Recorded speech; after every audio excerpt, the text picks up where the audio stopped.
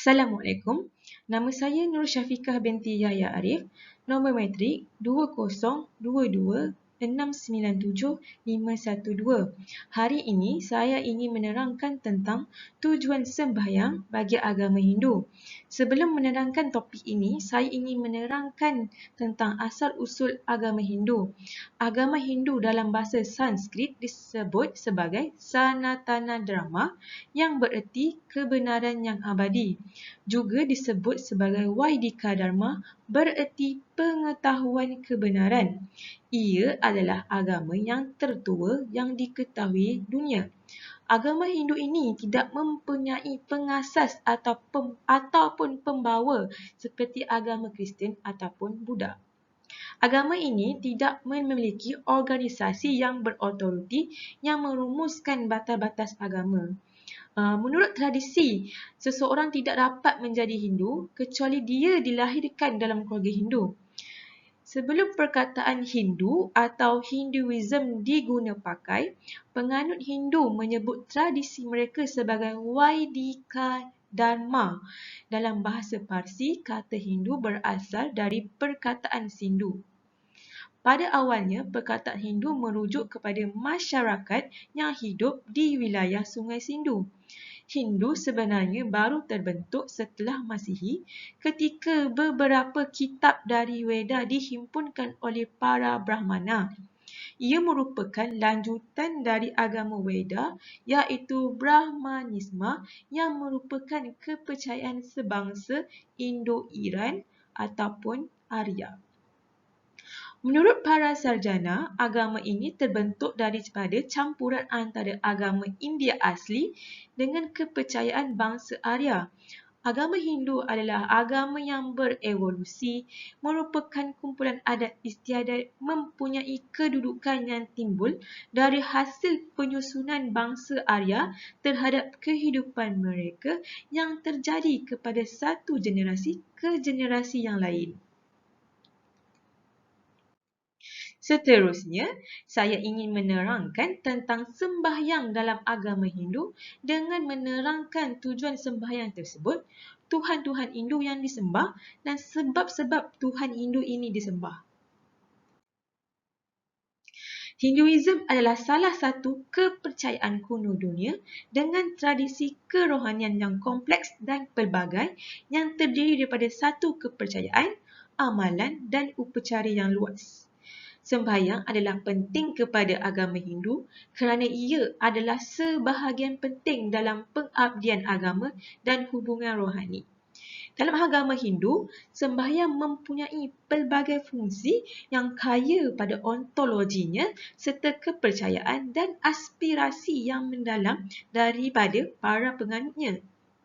Sembahyang melibatkan pembacaan mantra secara terus-menerus dan meditasi yang diarahkan pada dewa yang disembah.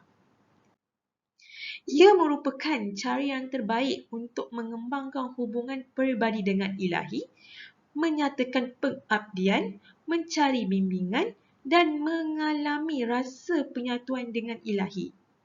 Penganut Hindu boleh berkomunikasi secara langsung dengan kuasa ketuhanan yang memerintah alam semesta melalui sembahyang. Agama Hindu ini tidak menetapkan waktu atau lokasi untuk bersembahyang. Ia adalah proses yang dinamik dan berterusan yang mempengaruhi setiap elemen kewujudan. Penganut Hindu bersembahyang dengan menyembah kepada pelbagai dewa seperti Brahma, Vishnu, Shiva, Ganesha, Dewi dan banyak lagi. Setiap dewa ini dikaitkan dengan aspek ketuhanan yang berbeza dan mempunyai tempat yang istimewa dalam kosmos iaitu di alam semesta. Seterusnya, saya ingin menerangkan tentang tujuan sembahyang agama Hindu. Yang pertama adalah menjalinkan hubungan dengan Tuhan. Dengan berhubung dengan Tuhan melalui sembahyang, seseorang boleh menunjukkan rasa cinta, rasa hormat dan pengabdian mereka.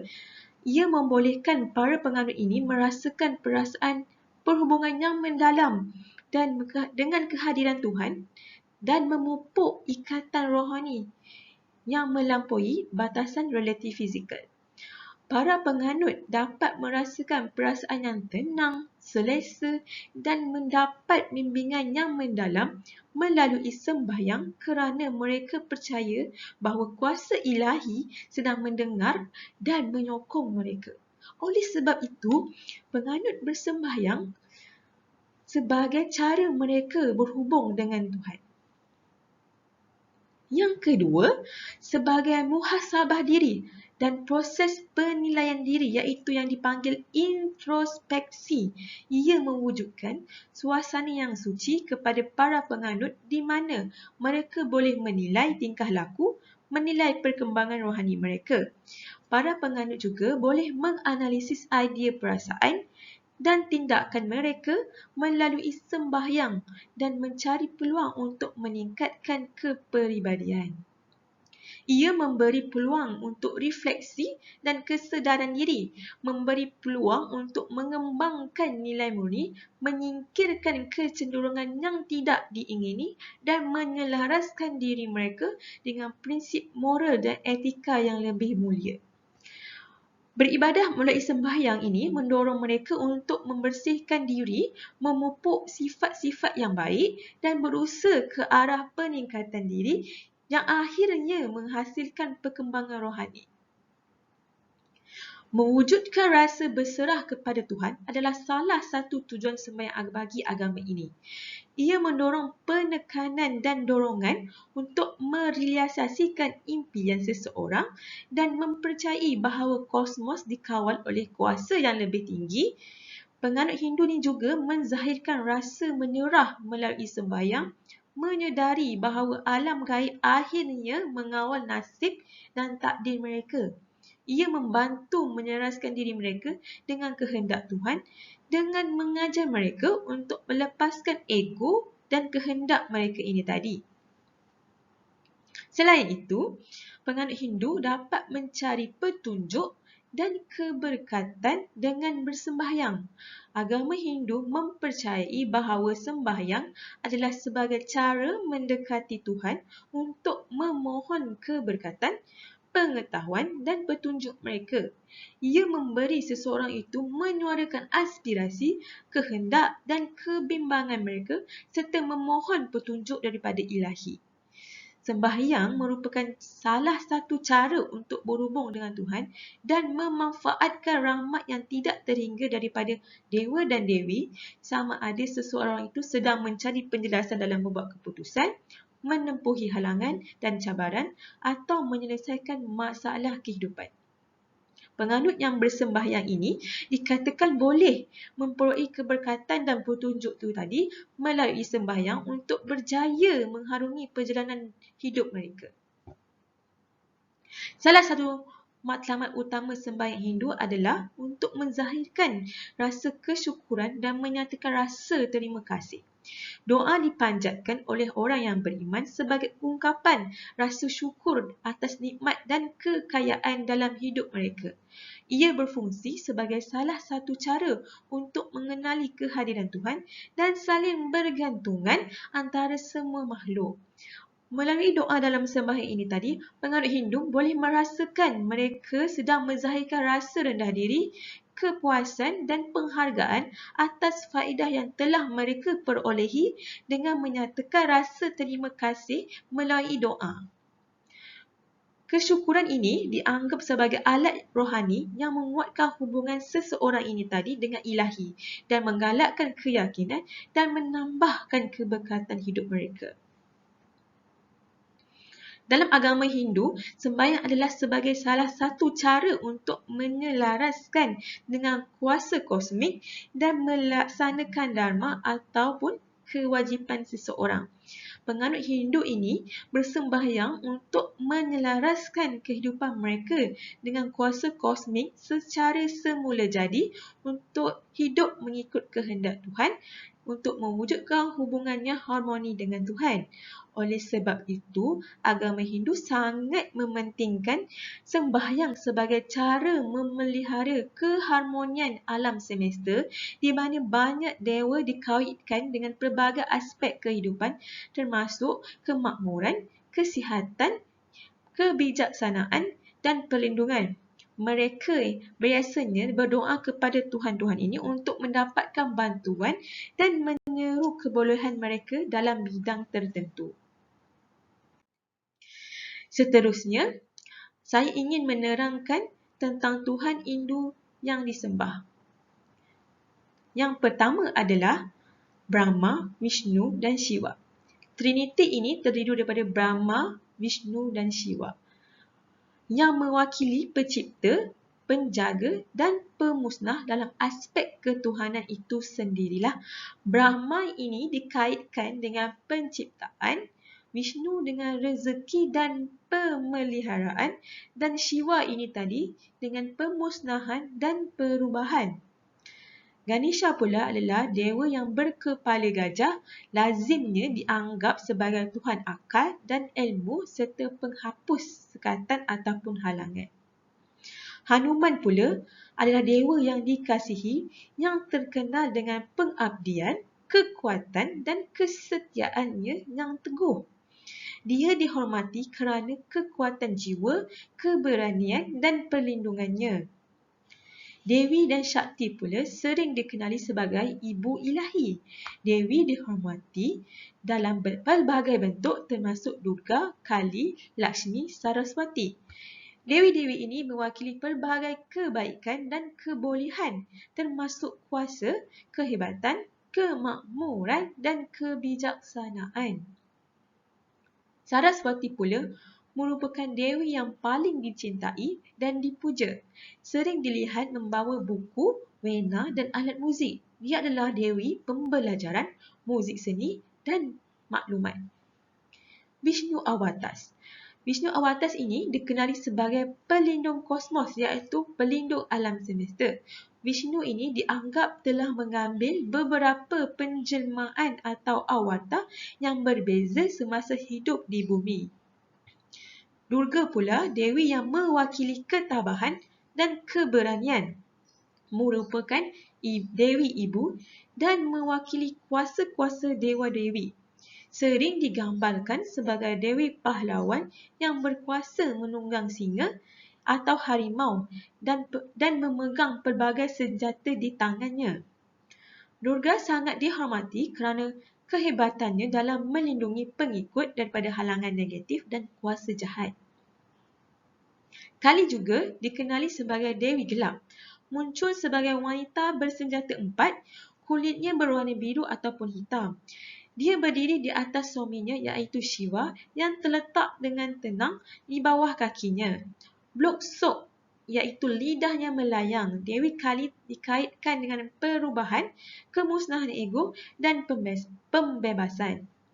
Digambarkan sebagai dewi yang ganas dan murka, kerap memakai kalungan tengkorak dan memegang pedang di tangannya. Seterusnya, saya ingin menerangkan tentang sebab-sebab Tuhan Hindu ini disembah. Yang pertama, bagi Brahma, Vishnu dan Shiva, penganut Hindu menyembah mereka untuk kesihatan, keseimbangan dan kesejahteraan kosmik iaitu alam semesta sebagai kuasa yang tertinggi yang bertanggungjawab terhadap kitaran kewujudan. Selain itu, sebelum memulakan sesuatu perkara atau usaha yang baru, penganut Hindu bersembahyang kepada Ganesha untuk menerima rahmatnya dan menghapuskan sebarang halangan yang mungkin timbul. Ganesha dihormati sebagai dewa kecerdasan, pendidikan dan pencapaian. Hanuman pula disembah oleh penganut Hindu untuk mendapatkan berkatnya dalam menghadapi cabaran, mencari kekuatan, mengembangkan ketakwaan kepada Yang Maha Esa. Penganut Hindu meminta restu Durga untuk mengatasi kesukaran, menjadi lebih kuat dan berjaya dalam usaha mereka. Dengan menyembah Durga ini dapat meningkatkan ketabahan, keberanian serta meminta tenaga pelindungnya. Seterusnya adalah Kali.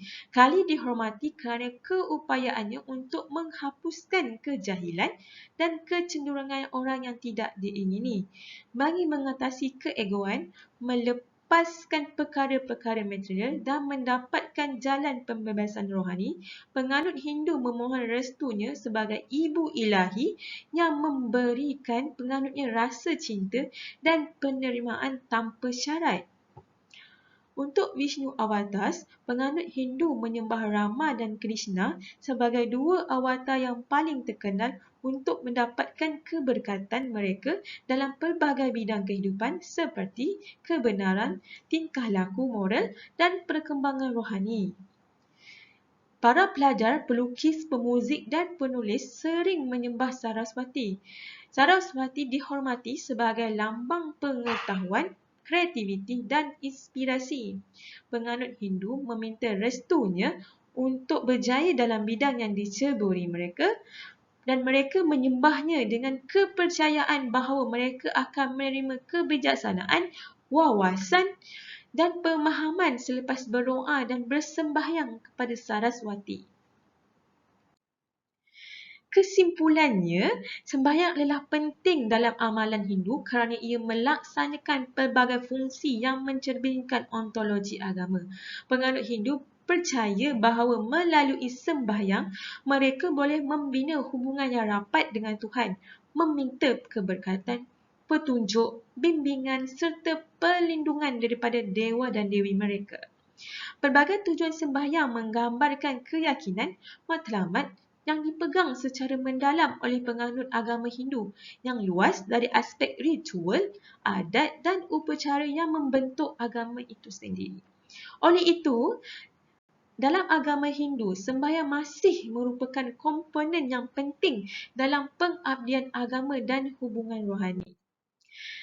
Jadi, setakat ini sahaja penjelasan saya tentang tujuan sembahyang bagi agama Hindu. Sekian, terima kasih.